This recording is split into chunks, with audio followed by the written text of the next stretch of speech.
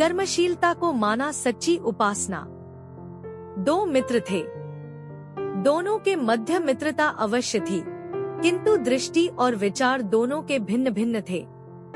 एक आलसी था और सदैव भाग्य के भरोसे रहता। वह ईश्वर से मांगता रहता कि बिना मेहनत किए उसे सब कुछ मिल जाए। दूसरा मेहनती था। वह मूर्तियां बनाता और उससे मिलती आय से सुखपूर्वक जीवन यापन करता। पहला मित्र दुनिया के प्रत्येक आयाम को नकारात्मक दृष्टि से देखता, तो दूसरा सकारात्मकता से भरा था। एक दिन वह दोनों मित्र जंगल से होकर कहीं जा रहा थे।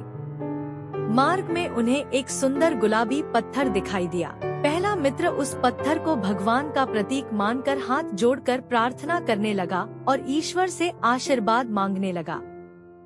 दूसरे मित्र ने उस पत्थर को बड़े ध्यान से देखा और फिर उसे उठाकर अपने घर ले गया।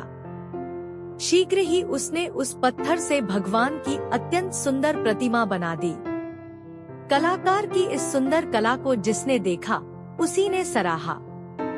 एक श्रद्धालु ने इस प्रतिमा को ऊंचे दाम देकर खरीद लिया। इससे मूर्तिकार को बहुत अच्छी आय हुई। एक दिन दोनों मित्र मिले और एक दूसरे का हालचाल पूछा। पहले ने दुख क्लेश प्रकट किया, किंतु दूसरे ने प्रगति व प्रसन्नता का समाचार सुनाया। दरअसल पहला मित्र परिश्रम की बजाय भाग्य के भरोसे रहता था और दूसरा कर्म में विश्वास करता था और मानता था कि सच्ची उपासना कर्मशीलता में निहित है। वास्तव में अपने समस्त कर्तव्यों का निष्काम भाव से समुचित निर्वहन ही कर्मयोग है और यही सच्ची भक्ति या उपासना है।